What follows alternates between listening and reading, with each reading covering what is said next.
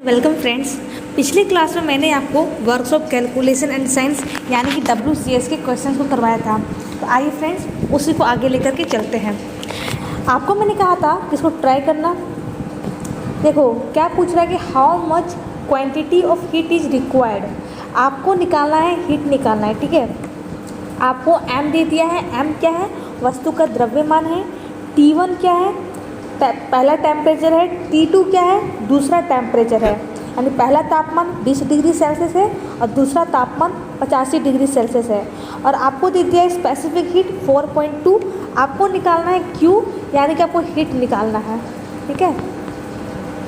चलिए निकालते हैं। आपको मैंने फॉर्मूला बोला था। फॉर्मूला क्या था इसका? Q बराबर MS into delta T। M का मान कितना है? 120 इंटू S का मान कितना है आपका? 4.2। डेल्टा T क्या होता है? आपको मैंने कहा था तापमान में परिवर्तन, यानी कि चेंज इन टेम्परेचर। पहले कितना था? 20 था, बाद में कितना हो गया? 85 हो गया। तो कितना चेंज हुआ? माइनस कर दो तो 65, ठीक है। तो देखो यहाँ पर अगर आप इन तीनों को मल्टीप्लाई कर दोगे ना, इन तीनों को मल्टीप्लाई कर दोगे, गुना कर दोगे, तो आपका हीट का मान आ जाएगा, ठीक है। वो आप कैलकुलेट कर लेना, ठीक है। इसका राइट आंसर आ जाएगा। वही आपका हो जाएगा, हीट हो जाएगा। क्या हो जाएगा? हीट, यानी कि ऊष्मा हो जाएगा, ठीक है फ्रेंड्स। नेक्स्ट क्या है? देखो करोगे ना मल्टीप्लाई तो समथिंग आपका 32760 ऐसा ही कुछ आएगा, ठीक है। देख लेना। नेक्स्ट बोला है 20 डिग्री सेल्सियस से 35 डिग्री सेल्सियस तक 85.5 ग्राम रेत का तापमान बढ़ाने के लिए आवश्यक ऊष्मा की मात्रा की गणना करें। अब देखो ये समझते हैं पहले। देखो यहाँ पर क्या है? रेत है, यानी कि बालू है, ठीक है, जिसका मास कितना दे दिया है? 85.5 ग्राम दिया है, ठीक है। और 85.5 ग्राम क्या है? रेत है, यानी कि सैंड है। और पहले इसका टेम्परेचर कितना था? T1 था आपका 20 डिग्री सेल्सियस, ठीक है। बाद में इसका टेम्परेचर क्या हो गया? T2 कितना हो गया? T2 हो गया आपका T1 और T2 आपका हो गया 35 डिग्री सेल्सियस। तो आपको क्या निकालना है? ऊष्मा निकालना है, हीट निकालना है। हीट को निकालते हैं, समझ गए। एक बालू था, बालू का कितना ग्राम है? 85.5 ग्राम है। पहले उसका टेम्परेचर 20 डिग्री सेल्सियस था, बाद में उसका टेम्परेचर 35 डिग्री सेल्सियस हो गया है। आपको ये कह रहा है ना कि 20 डिग्री सेल्सियस से ये 35 डिग्री सेल्सियस हो गया, यानी कि इसका टेम्परेचर बढ़ गया। तो टेम्परेचर को बढ़ाने के लिए मैंने इसमें कितना ऊष्मा दिया, कितना हीट दिया, ठीक है, उसी को निकाल के बताना है, ठीक है फ्रेंड्स। तो देखो क्या है आपका, और आपको देखो ये स्पेसिफिक हीट यानी कि विशिष्ट ऊष्मा भी दे दिया है, 0.1 दे दिया है, यानी स्मॉल s का मान कितना दिया है? 0.1 दे दिया है, ठीक है। तो चलो सॉल्व करते हैं। क्या है? Q बराबर m कितना है? 85.5 इंटू S कितना है? 0.1 इंटू डेल्टा T क्या? तो तापमान में परिवर्तन होता है। कितना का परिवर्तन हुआ? 15 का। पहले 20 था, अब 35 हो गया। 15 का परिवर्तन हुआ। चलो मल्टीप्लाई करते हैं। 15 पचे 75 के 5 हाथ में 7, 15 पचे 75 और 7 कितना हो गया आपका? 82 के 2 हाथ में 8, 15 8 120 और 8 128 मल्टीप्लाई हो गया। अब देखो 1 और 2 अंक के बाद डेसिमल है, तो 2 अंक के बाद मैंने डेसिमल लगा दिया। तो कितना आ गया? 128.25 जूल। कितना है? 128.25 जूल। इसका राइट आंसर हो गया, ठीक है। नेक्स्ट क्या है? वही है, आपको निकालना है। क्या लिखा है? मटेरियल की विशिष्ट ऊष्मा क्या है यदि 50 डिग्री सेल्सियस से 80 डिग्री सेल्सियस तक तापमान बढ़ाने के लिए 510 कैलोरी की आवश्यकता होती है। तो देखो यहाँ पर ध्यान देना, इसमें जो है हिंदी वाले में आपको द्रव्यमान नहीं दिया है, लेकिन इंग्लिश वाले में गौर करेंगे तो आपको मास दे दिया है, 170 ग्राम दे दिया है, ठीक है। तो ध्यान देना, दोनों को पढ़ना, ठीक है। तो मास कितना दे दिया है, 170 ग्राम दिया है। यहाँ देखो टेम्परेचर में कितना चेंज हो रहा है, डेल्टा टी कितना है, पहले 50 था अब 80 हो गया है, तो 30 डिग्री सेल्सियस हो गया है।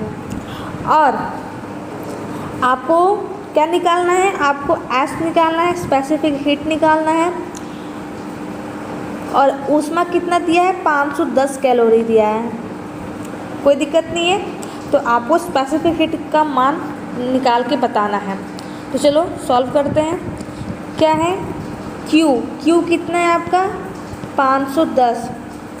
पहले फॉर्मूला लिख देती हूँ, Q बराबर MS into delta T. Q कितना है आपका 510 कैलोरी है। देखो अगर कैलोरी किसकी इकाई होती है, कैलोरी आपकी ऊष्मा की इकाई होती है, ठीक है।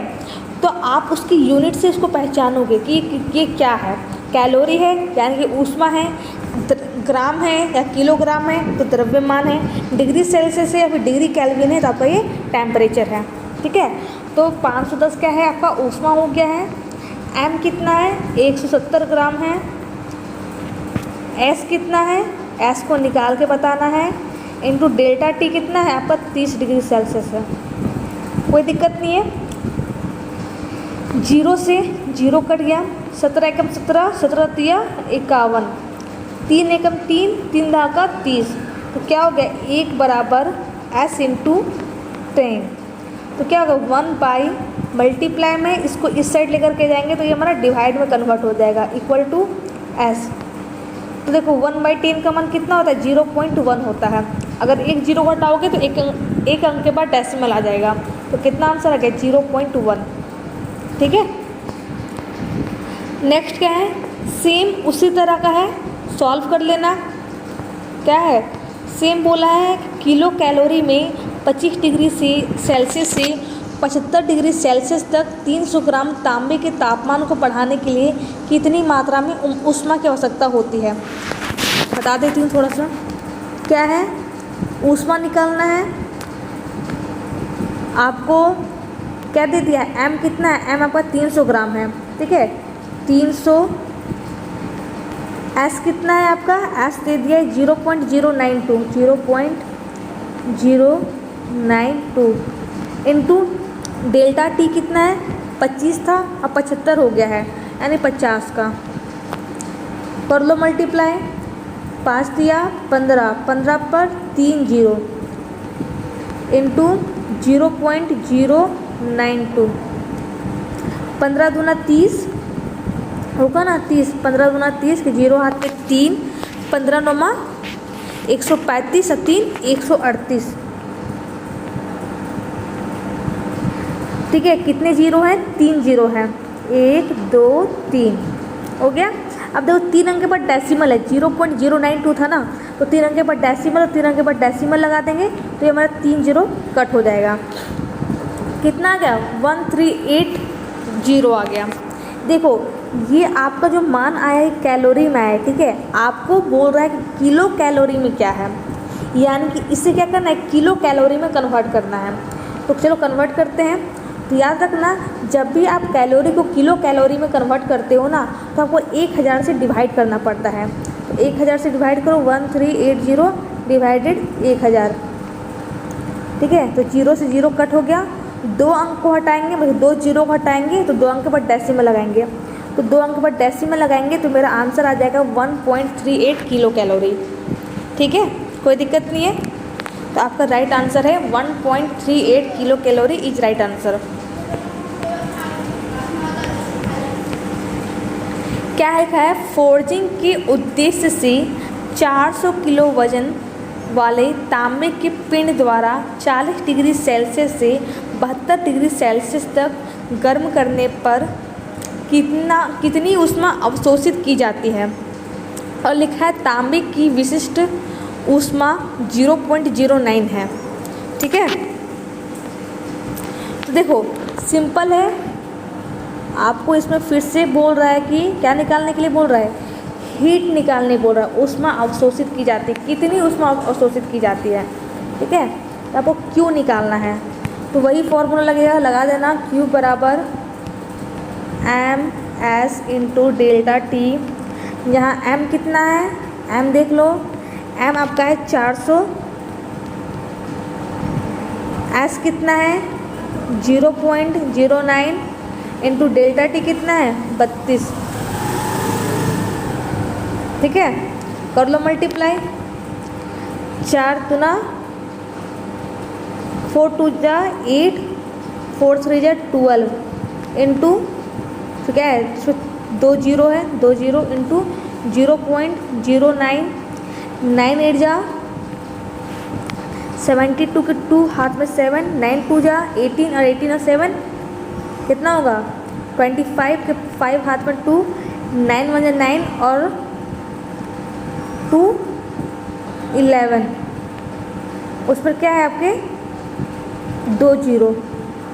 अब देखो यहाँ पर मल्टीप्लाई मैंने कर दिया, ये मेरा आ गया है। अब क्या है 2 अंक के बाद डेसिमल है, तो 2 अंक के बाद डेसिमल लगा देंगे, डेसिमल लगाएंगे तो 2 जीरो हमारा एक कट हो जाएगा। तो कितना आंसर है 1152 किलो कैलोरी। ठीक है, इसका आंसर आ जाएगा। नेक्स्ट क्या है, कहा है उन मटेरियल को क्या कहते हैं जो रेडिएशन, कंडक्शन और कन्वेक्शन के द्वारा ऊष्मा के प्रवाह को प्रतिबंधित करते हैं। तो याद रखना फ्रेंड, जब भी हम लोग हीट का ट्रांसफ़र करते हैं, क्या करते हैं, हीट का ट्रांसफ़र करते हैं, यानी ऊष्मा का संचारण करते हैं, ऊष्मा का संचारण। ठीक है, ऊष्मा का संचालन करते हैं, यानी ऊष्मा को एक स्थान से दूसरे स्थान पर भेजते हैं। तो उसके 3 मेथड होते हैं, एक होता है आपका कंडक्शन होता है, दूसरा रेडिएशन होता है, तीसरा कन्वेक्शन होता है। कंडक्शन को हिंदी में बोलते हैं चालन बोलते हैं, कन्वेक्शन को हिंदी में बोलते हैं संवहन, और रेडिएशन को हिंदी में बोलते हैं विकिरण। ठीक है, यानी कि ऊष्मा का संचारण 3 मेथड के द्वारा होता है, चालन के द्वारा, संवहन के द्वारा, विकिरण के द्वारा।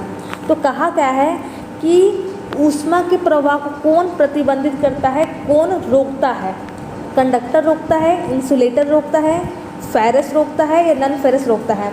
तो याद रखना, इंसुलेटर जो होता है, इंसुलेटर क्या होता है, आपका ऊष्मा का कुचालक होता है, यानी कि ऊष्मा के प्रवाह को रोकता है, तो हीट को फ्लो होने से रोकता है। ठीक है, तो इसका राइट आंसर हो जाएगा इंसुलेटर। ठीक है, नेक्स्ट क्या लिखा है, इनमें से कौन सा ऊष्मा रोधक है। फर्स्ट ऑप्शन है थर्मोकोल, सेकेंड ऑप्शन है कॉपर, थर्ड ऑप्शन है ब्रास, फोर्थ ऑप्शन है एल्यूमिनियम। तो याद रखना, आपको पता होगा कि जो कॉपर होता है, कॉपर क्या होता है, कॉपर के बर्तन होते हैं, तो यानी कि ऊष्मा के सुचालक है। ब्रास क्या है, ब्रास आपका पीतल है, पीतल। तो ब्रास से क्या होते हैं, बर्तन होते हैं, उसमें खाना बनता है, तो क्या है वो आपका ऊष्मा का सुचालक है, तभी उसमें खाना पक पाता है। एल्यूमिनियम क्या है, आपका ऊष्मा का सुचालक है, पता होगा क्यों, क्योंकि ये ऊष्मा को एक स्थान से दूसरे स्थान पर भेजता है। और एल्यूमिनियम के बर्तन भी होंगे आपके घर में, तो आपने देखा होगा उसमें खाना भी, उसमें क्या होता है, खाने भी पकाए जाते हैं। ठीक है फ्रेंड्स, लेकिन जो थर्मोकोल होता है ना, वो आपका ऊष्मा रोधक होता है, इसमें ऊष्मा का संचारण नहीं होता है। तो इसका राइट आंसर क्या होगा, थर्मोकोल होगा। नेक्स्ट क्या लिखा है कि इसमें ऊष्मा चालकता स्वार्थिक होती है। स्वार्थिक का मतलब क्या है, ज़्यादा होती है। ठीक है, फर्स्ट ऑप्शन है सॉलिड आइस, ठोस बर्फ, सेकेंड ऑप्शन है मेल्टिंग आइस, पिघलती बर्फ, थर्ड आपका है वाटर यानी कि पानी, फोर्थ आपका है स्टीम यानी कि वाष्प। तो याद रखिएगा, जो आपका सॉलिड आइस जो होता है ना, ठोस बर्फ जो होता है, इसमें ऊष्मा की चालकता यानी कि ऊष्मा का संचारण इसमें ज़्यादा होता है, ज़्यादा इसमें ऊष्मा क्या होता है, फ्लो करता है। ठीक है, तो right answer is solid ice. Next क्या है, ऊष्मा रोधक मटेरियल का इनमें से कौन सा गुण नहीं है। लो कंडक्टिविटी, कम चालकता, रेजिस्टेंस टू फायर, आग का प्रतिरोध, थर्ड आपका है लेस मॉइस्चर एब्जॉर्बेशन, कम नमी अवशोषण, फोर्थ आपका है डक्टाइलिटी यानी कि तन्यता। तो याद रखना फ्रेंड, जो डक्टाइलिटी होती है ना, जो तन्यता होता है, इसमें ऊष्मा रोधक मटेरियल का गुण नहीं होता है। ठीक है, नेक्स्ट है रेफ्रिजरेटर में व्यापक रूप से उपयोग किए जाने वाला मटेरियल कौन सा है? फर्स्ट है थर्मोकोल, सेकंड है पॉलीयूरेथेन, थर्ड आपका है ग्लास वूल, फोर्थ आपका है कॉर्क शीट। तो इसका जो राइट आंसर होगा वो होगा पॉलीयूरेथेन। ठीक है। नेक्स्ट है, इनमें से कौन सा एक खराब ऊष्मारोधक है? Glass, cork, rubber, sawdust. जो देखो तीनों आपके जो ग्लास होता है ना, ग्लास ये आपका सबसे खराब ऊष्मारोधक होता है एंड पुअर हीट इंसुलेटर होता है। ठीक है, इसका राइट आंसर होगा ग्लास। नेक्स्ट क्या है, किस तापमान पर कोई ठोस द्रव्य में पिघलता है? तो आप क्या होता है, मेल्टिंग पॉइंट होता है। क्या होता है? Melting point. इसमें क्या होता है, कोई ठोस क्या होती है, कोई ठोस लिक्विड यानी कि द्रव्य अवस्था में आ जाती है। तो इसका राइट आंसर क्या होगा? मेल्टिंग पॉइंट होगा। तो फ्रेंड आज के लिए इतना ही रहने देते हैं। अगले क्लास में फिर से अपना ये जो क्वेश्चंस है इसको स्टार्ट करेंगे। तो आज के क्वेश्चंस में कोई भी दिक्कत हो, कोई भी प्रॉब्लम हो तो आप मुझे कमेंट बॉक्स में कमेंट करना। अगर आज का वीडियो अच्छा लगा हो तो वीडियो को लाइक करना, अगर नए हो तो चैनल को सब्सक्राइब करना। Thank you.